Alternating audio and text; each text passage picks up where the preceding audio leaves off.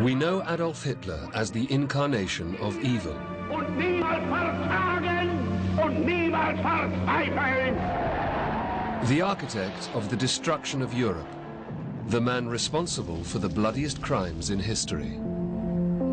Und ich glaube nicht, dass die Gegner, die damals noch gelacht haben, heute auch noch lachen. He rose to power, portraying himself as the savior of the German people. But what lay behind this facade? In 1943, at the height of the war, the American Secret Service tried to get inside the mind of the Führer. They ordered a team of Harvard psychologists to put together a top-secret psychological profile of Hitler to try and work out what he might do next.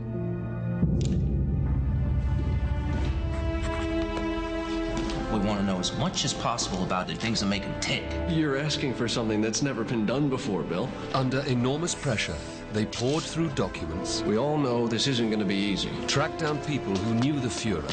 His long, sallow face was contorted, and tears flowed from his eyes. And argued about what it all meant. But you can't say that. All right, all right.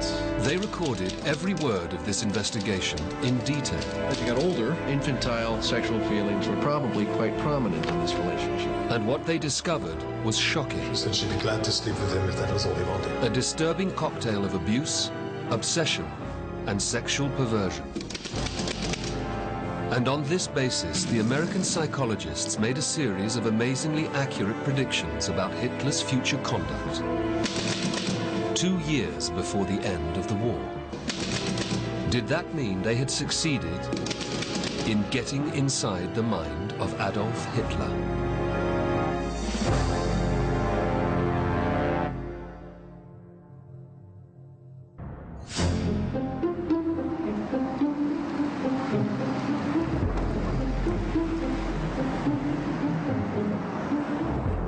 This man is Dr. Gerald Post. He is an internationally renowned expert in the discipline of political profiling. He has analyzed more political leaders than anyone else in the world. He worked for the CIA in the 70s, setting up their first publicly acknowledged profiling unit. This is it. Yeah. Fantastic. And the psychological profile of Adolf Hitler is where it all started. Well, in many ways, it's like the holy grail for my field. This was really the very first disciplined study of a political leader at a distance using a psychoanalytic framework, and in many ways was really the inspiration for the unit I came to found at the Central Intelligence Agency. This is the first time that Dr. Post has had the original report in his hands, and he's never seen the more than 1,000 pages of the profile's background research. This isn't just an opportunity for Post to revisit the past. It's also a chance to see if the analysis of Hitler's troubled mind stands up to modern scrutiny.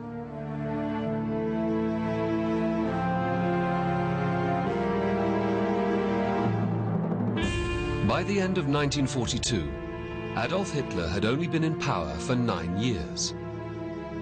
In that decade, he had transformed Germany, and his armies had swept all before them in Europe.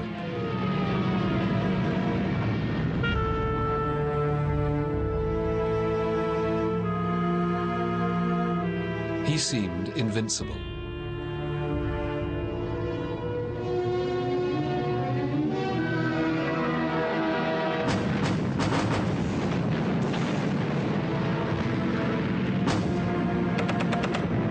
But defeat at Stalingrad in January 1943 signaled the beginning of the end for Hitler's dreams of a 1,000-year Reich.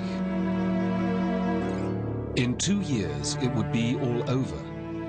Yet that's not something the Allies could have predicted in the winter of 1943.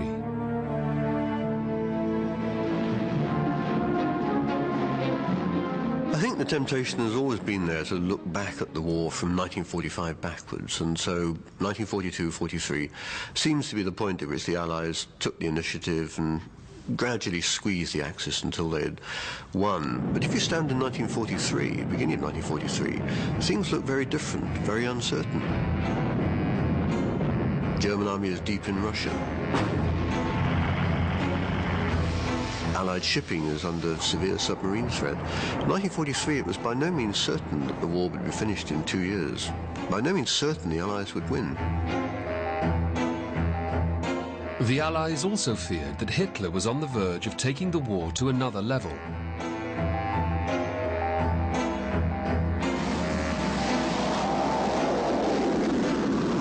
They knew that German scientists were developing the technology to launch missiles with the potential to deliver an atomic bomb.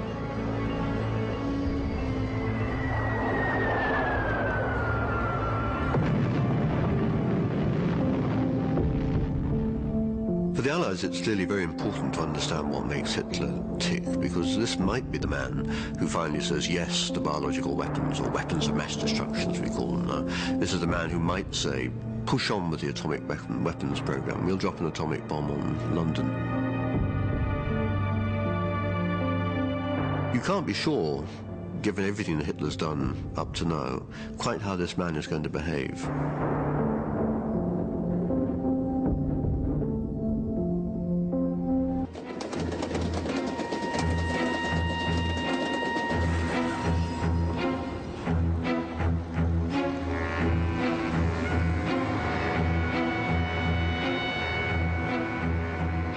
In the early spring of 1943, working out what Hitler would do next was a top priority for the American Secret Service. Wild Bill Donovan, the director of the OSS, the forerunner of the CIA, approached Walter Langer, a leading Harvard psychologist, and asked him to draw up a psychological profile of Adolf Hitler.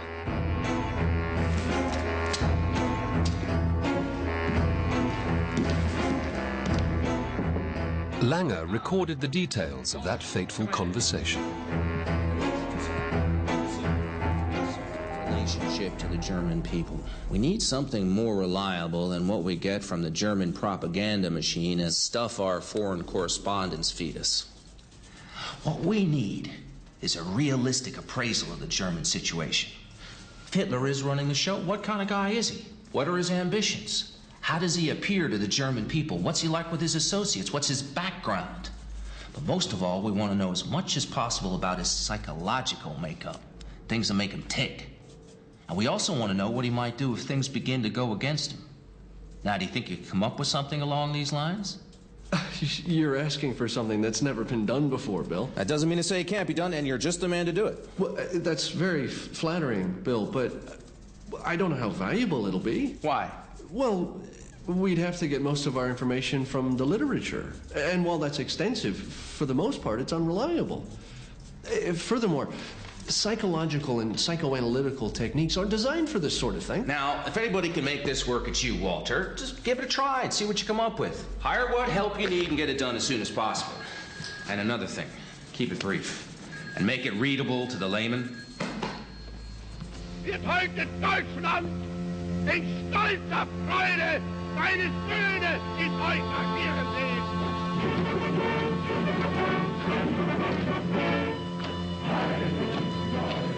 This was the public face of Adolf Hitler. He'd risen to power in the 1920s, when the country was on the verge of economic and social collapse.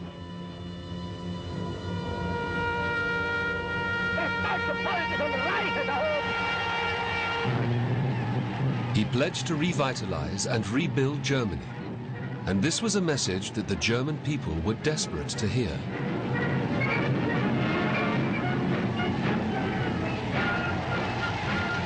For Hitler, there was a very real, almost lock and key fit between his own psychological needs and the needs of the damaged German populace. They each gave to each other something that made this more powerful than either the leader or the followers independently.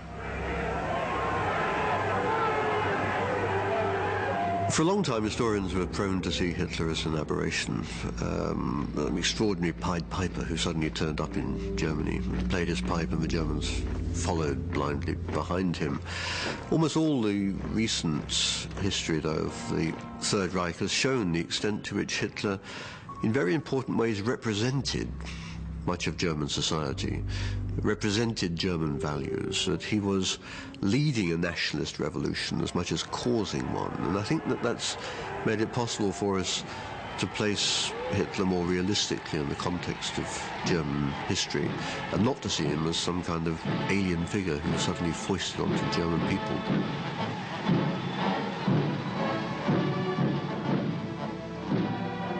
By the mid-1930s, Hitler had established his dictatorship, systematically dismantling German democratic institutions.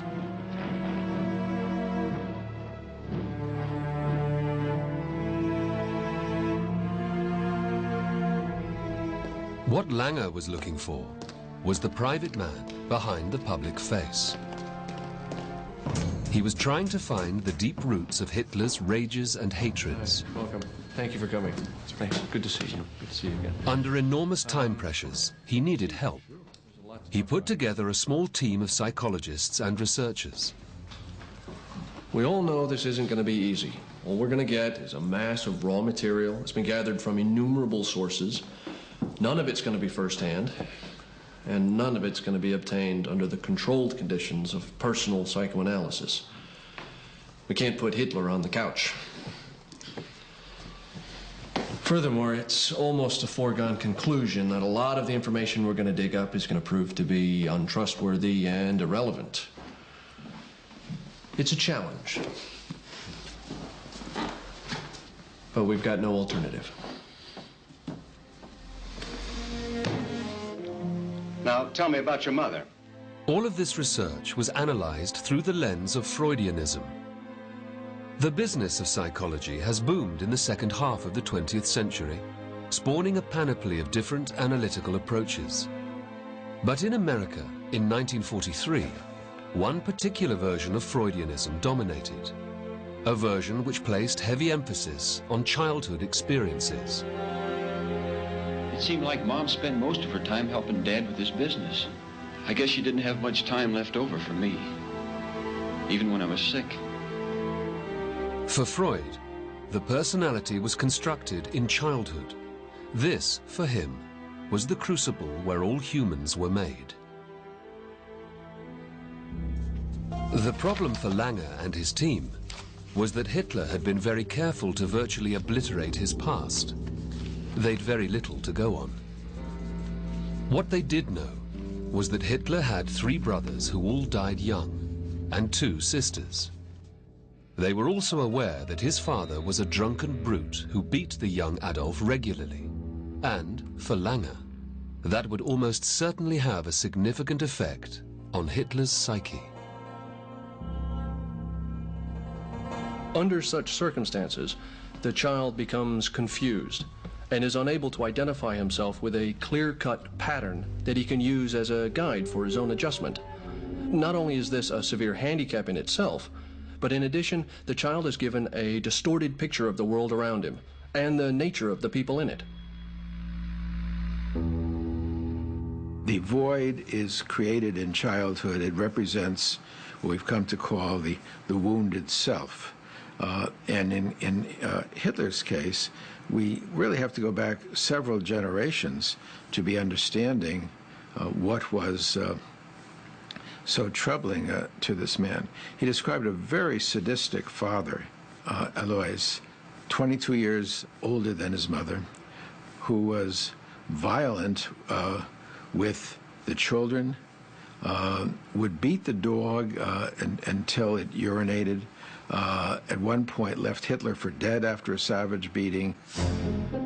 Lange suspected that Hitler's abusive father would drive him into the arms of his mother, which would have profound psychological consequences.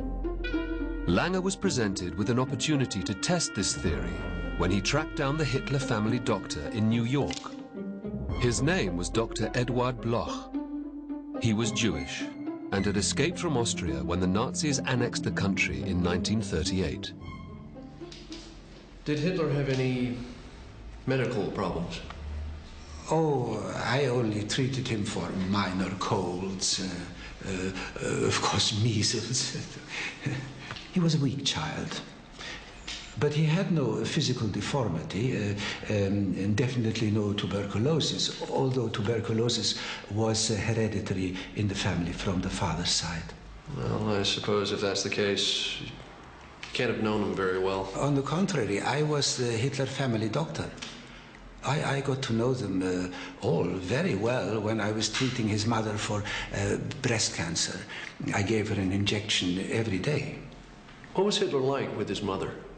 Well, I have to say that the relationship between a mother and son, their reciprocal adoration was unusual.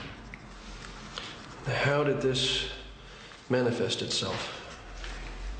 When I summoned Hitler and his two sisters, who were married, they didn't live at home, when I summoned them to my office to tell them their mother was gravely ill with no hope of recovery, his reaction to this news was touching. His long, sallow face was contorted, tears flowed from his eyes. The girls, on the other hand, received the news with calm, reserve. Only then did I realize the magnitude of the relationship that existed between mother and son. When his mother finally died of breast cancer, Dr. Bloch was amazed at Hitler's reaction. In the practice of my profession, it is, of course, quite natural that I should have witnessed many scenes such as this one. Yet none has left me with quite the same impression. In all my career, I have never seen anyone so prostrate with grief as Adolf Hitler.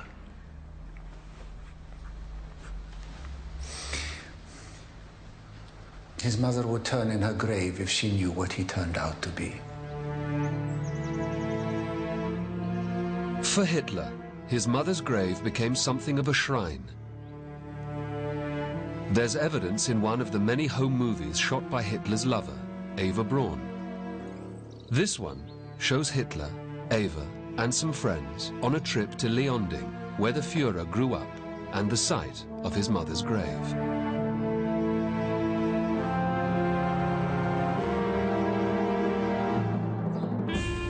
Her son covered the tombstone in Nazi icons and memorabilia. Eva took no moving pictures of Hitler at the graveside, but there are a series of telling still images.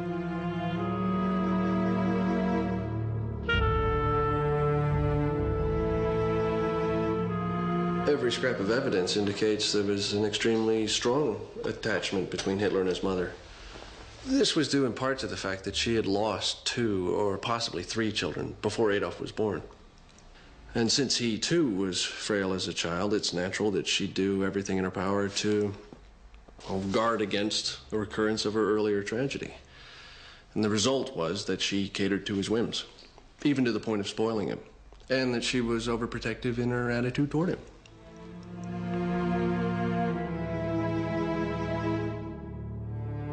For Langer's team, Hitler's infatuation with his mother and loathing for his father was a perfect fit for Freud's famous Oedipus complex.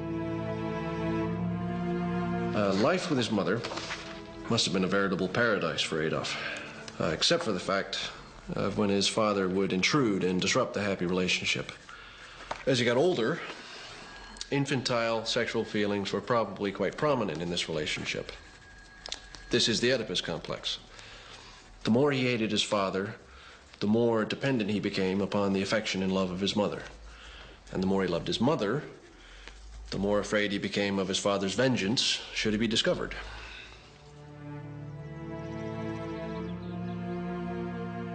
Every little boy, as he is desperately wanting the total love of his mother, comes to see his father as a rival. This, however, can be particularly powerful if you have had an overly attentive mother, as Hitler did, and an abusive father, as Hitler did. But with that abuse of authority, there is on the one hand the wish to get rid of him, but on the other hand the fear of his power, which is represented in the so-called castration complex. For a Freudian like Lange, this extreme castration anxiety could manifest itself in adulthood in the fear of syphilis. Freud even had a name for it: syphiliphobia. Throughout Mein Kampf, he comes back to the topic of syphilis again and again, and spends almost an entire chapter describing its horrors. In almost all cases, we find that a fear of this sort is rooted in a fear of genital injury during childhood.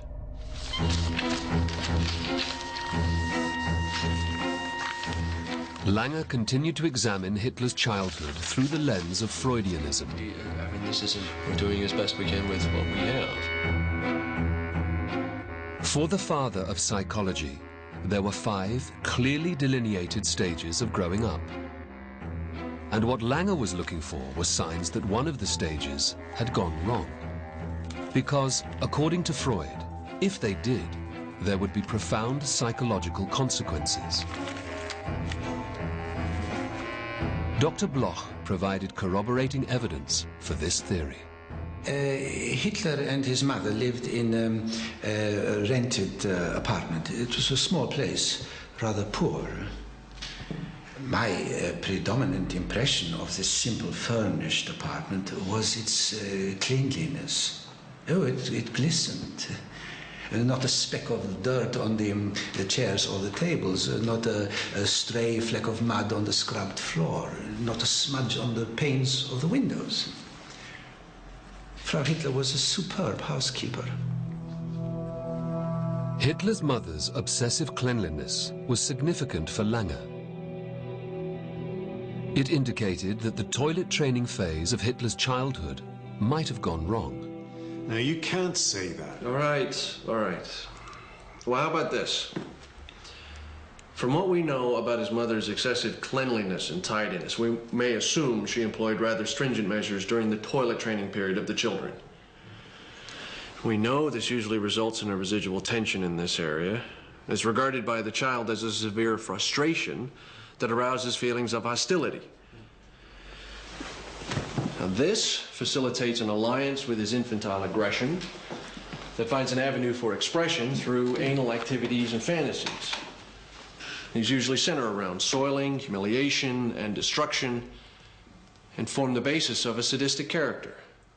Aber dass die Partei weiterleben wird, das weiß ich, und dass über alle Personen, über Schwache und Starke hinweg, die Zukunft der deutschen Nation erfolgreich gestalten wird, das glaube ich und das weiß ich.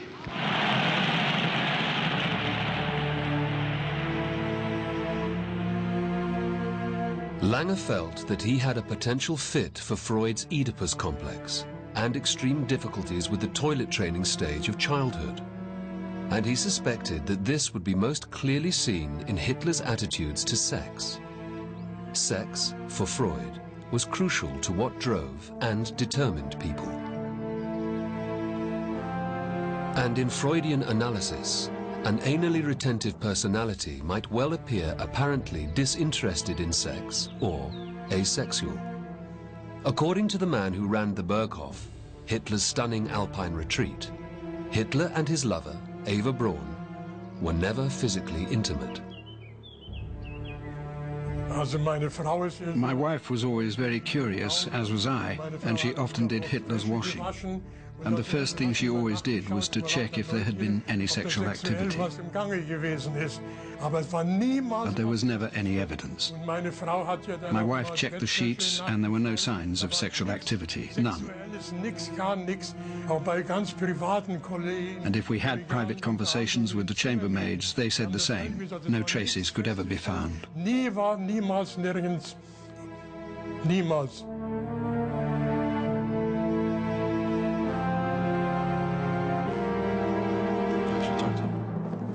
Lange didn't know this at the time, but he did know that Hitler was awkward around women and appeared to be asexual.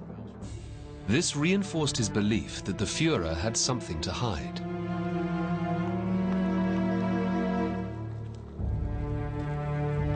I think it's important to think of individuals in layers. There's the layer we see on the surface, which for many is all that is seen and understood. And for many leaders, that layer is there to overcompensate for what is missing beneath. For Hitler, the magnitude of his weakness psychologically led to a drive psychologically to overcome that, and he developed this compensatory messianic self. But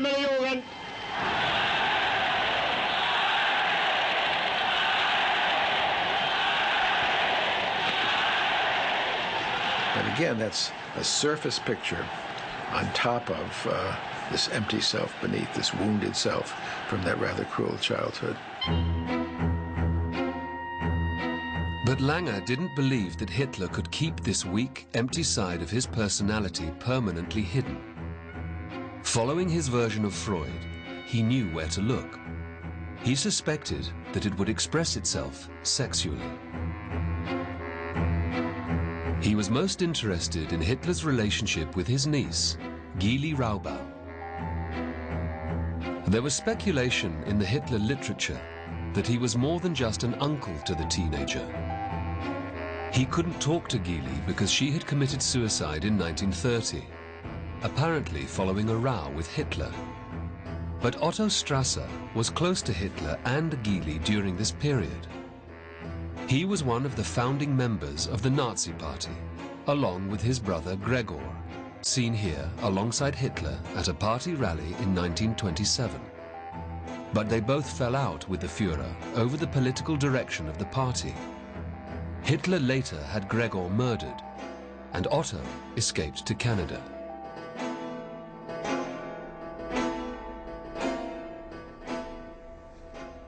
You knew Gyli Raubal? Yes, I knew her very well. I took her out a few times. And how did her uncle Adolf react? He got very jealous when he found out. He finally forbade me from having any further contact with Gyli. Did you see her again? Yes. One morning, she appeared at my apartment in Munich, very upset. I let her in and tried to quieten her down.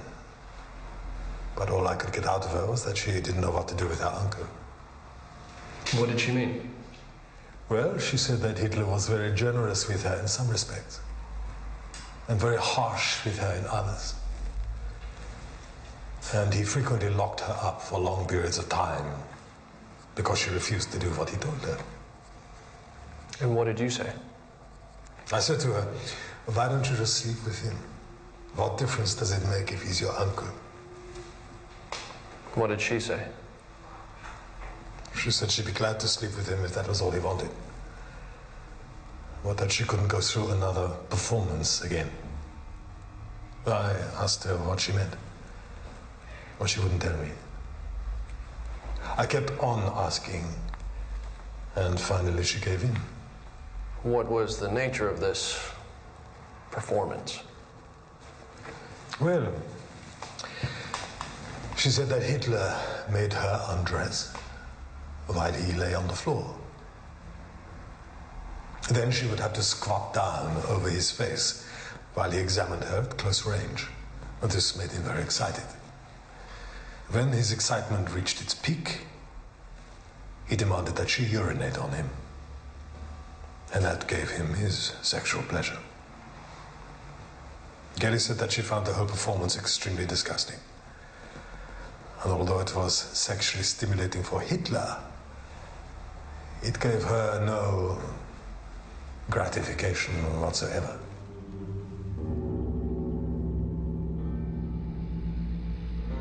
The Strasser evidence is hard to judge. There's no doubt that there was no love lost between Otto Strasser and Hitler. He is not, in that sense, an impartial witness.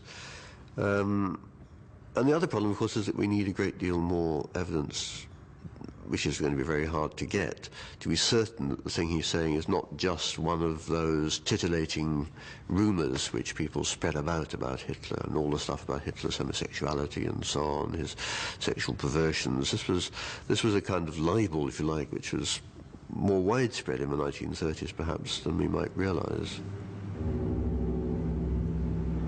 What's interesting about Strasser's material is it served to confirm analytic hunches that Langer had. It made sense psychologically. In the act of being subject in his perversion to being really sexually humiliated by a woman, that represented the unmasked wish to surrender, capitulate, be seen as a weak man against which he was forcefully quarreling psychologically and in his power, the power of the will. This was central for him. This was the highly potent, powerful leader. But underneath that was this man who was desperately weak and desperately afraid, and afraid of and yet seeking submission and capitulation.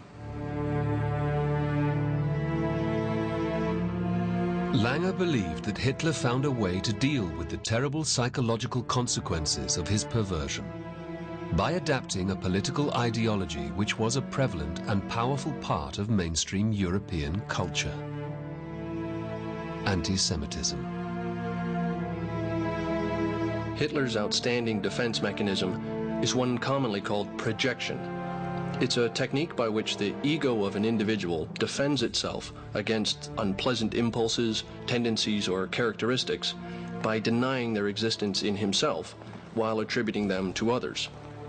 From a psychological point of view, it's not too far-fetched to suppose that as the perversion developed and became more disgusting to Hitler's ego, its demands were disowned and projected upon the Jew. At this time in 1943, Langer had no idea that Hitler's anti-Semitism would create the horrors of the Holocaust.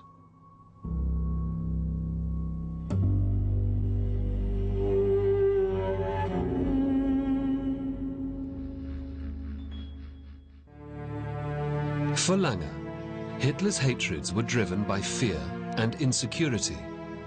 Yet the Führer appeared to possess an almost superhuman self-confidence. The explanation for this apparent contradiction once again lay in Hitler's childhood. As Dr. Bloch confirmed, Hitler was a weak, frail little boy. But there was one thing that marked him out as special in his family. He survived. His 3 brothers didn't. They all died young. And that allowed Langer to make an important clinical deduction. The thought of death is inconceivable to small children. But in Hitler's case, it was a living issue. And the fears of his mother, that she might lose him as well, were in all likelihood communicated to him. And what does this mean for Hitler? Well, in his immature way, he probably wondered why the others had died, while he continued to live. And it is natural for a child to draw the conclusion that he would be favored in some way, or that he was chosen to live for a particular purpose, that he was under divine protection. Vor uns liegt Deutschland, in uns marschiert Deutschland und hinter uns kommt Deutschland. This is what Freud called the Messiah complex. There's no question that Hitler believed he had Christ-like qualities. It's really very important to understand Hitler, the Messiah, Hitler, the Savior. Indeed, he relished when people say, Heil Hitler, the Savior of the German people. And he identified, in fact, with Christ, but not Christ, the nurturing, loving Christ that we know of, Christ the fighter who had to fight against the Jews to keep from being destroyed.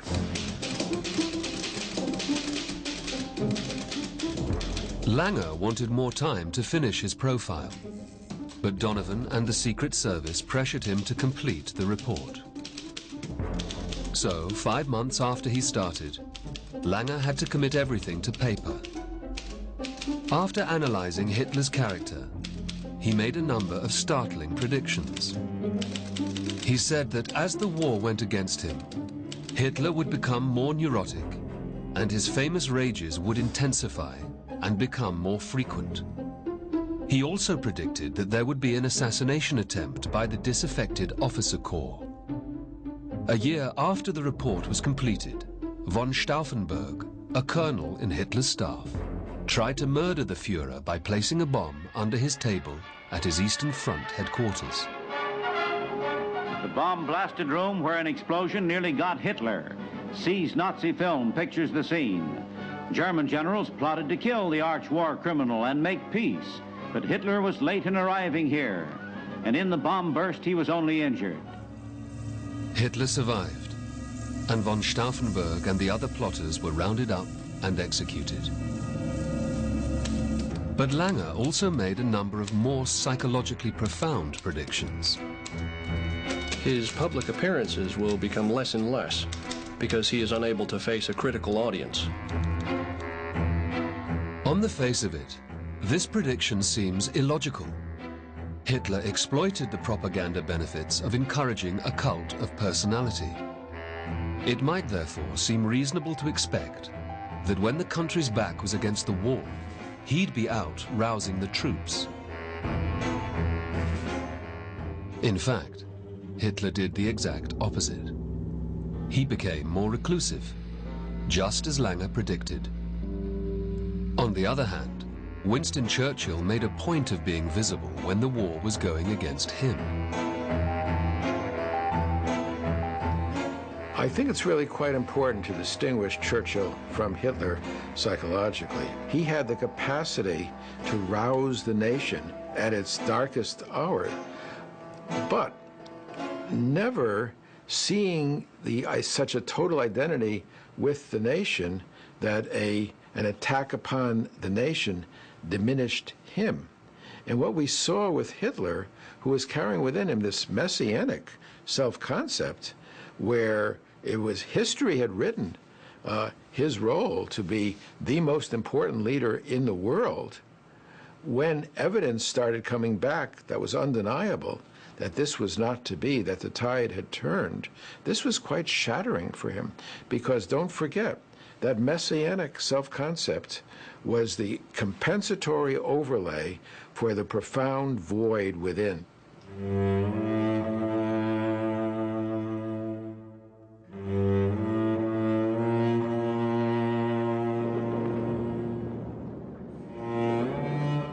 Langer was convinced that the conflict would culminate with the complete destruction of Germany. There would be no surrender, no peace negotiations.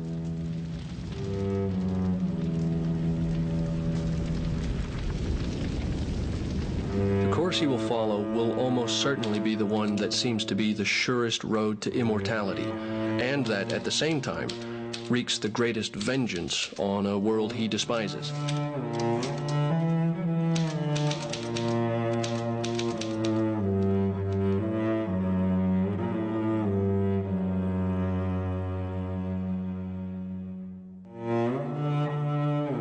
In the final months of the conflict, Hitler made it known that total destruction was the Allies' only option if he was to be defeated.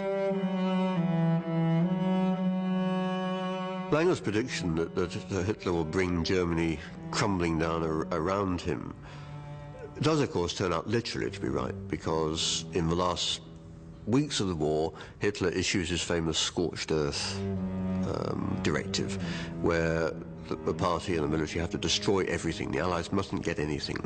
He doesn't mind now about the German people. The German people will starve. I mean, they've let him down. In this sense, I mean, Langer is right, that here is somebody who only really thinks in black and white, life and death. And if you lose the struggle of the races, if you lose the struggle for existence, you don't deserve anything else. Now, whether this is something driven by the nature of Hitler's own psyche, whether this is something which would only have happened with him and not with somebody else. Well, that's probably right, but then nobody pretends that Hitler was in any sense a normal politician. Lange then made a final prediction about the fate of the Führer. From what we know of his psychology, the most likely possibility is that he will commit suicide. It's probably true that he has an inordinate fear of death, but being a psychopath, he could undoubtedly screw himself up into the Superman character and perform the deed. Remarkably, Lange made this prediction 2 years before the war ended.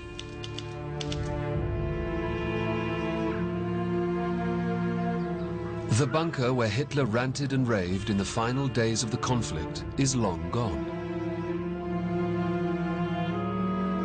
It was here that Hitler took his own life. With the Russians swarming all over Berlin, he sat with Eva Braun, who he'd finally married the day before. As he bit down on a cyanide pill, he simultaneously shot himself through the head.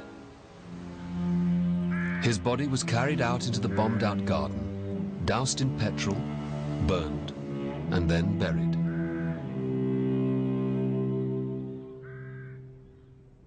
And Lange is spot on in this case. I mean, this is a suicidal personality. He's not somebody who's going to simply give up, lay down his arms, and say, "Okay, let's have an armistice."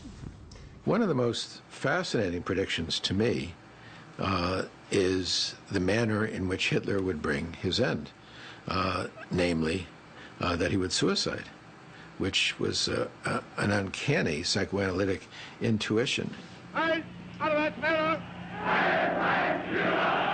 If you take this notion of the empty self, which has built up this compensatory, grandiose, messianic facade,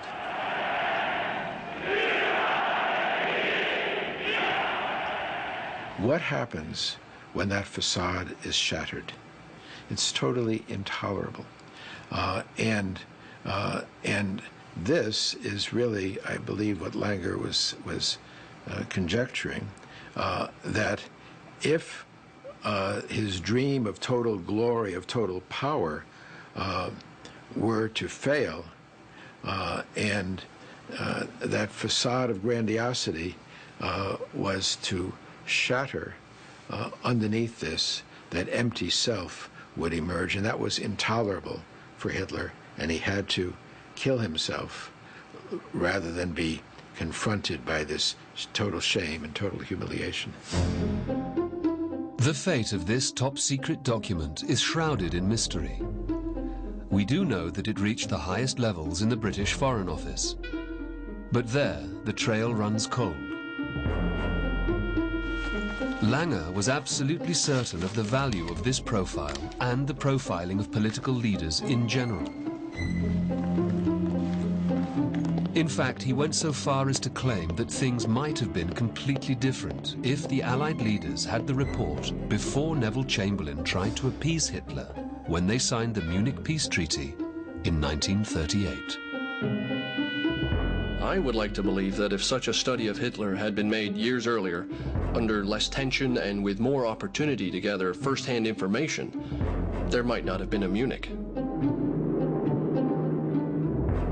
Munich gave Hitler a chunk of Czechoslovakia in return for peace.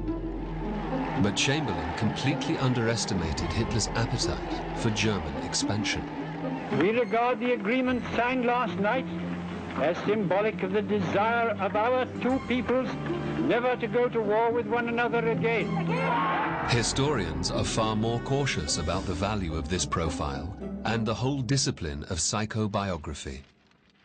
There are so many other factors that had to be brought into this. There are so many other political, diplomatic, military and strategic calculations. So much of this is entirely unpredictable.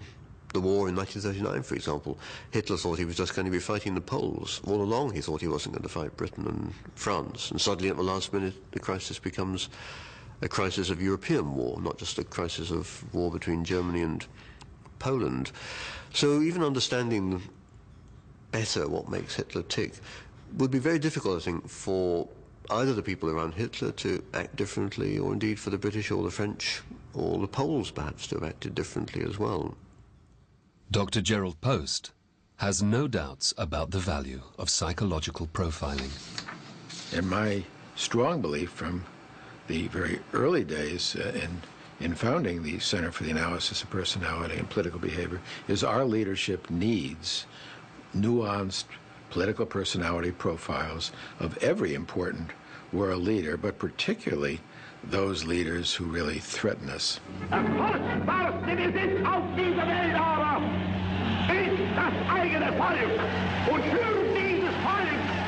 Walter Langer's work predicted the end of Adolf Hitler. But he had no idea that he'd started a whole new discipline in the CIA, the science of the political profile. We must understand the leaders we're contending with. You can't deter optimally a leader you don't understand. And to relegate, be it a Hitler or a Joseph Stalin or a Saddam Hussein to a crazy, evil madman, really degrades our capacity to deal with them optimally, because we're not thinking about what pushes them, what makes them tick. The government of the United States agrees. Since Dr. Post founded his unit, the CIA has profiled every important world leader, up to and including Saddam Hussein.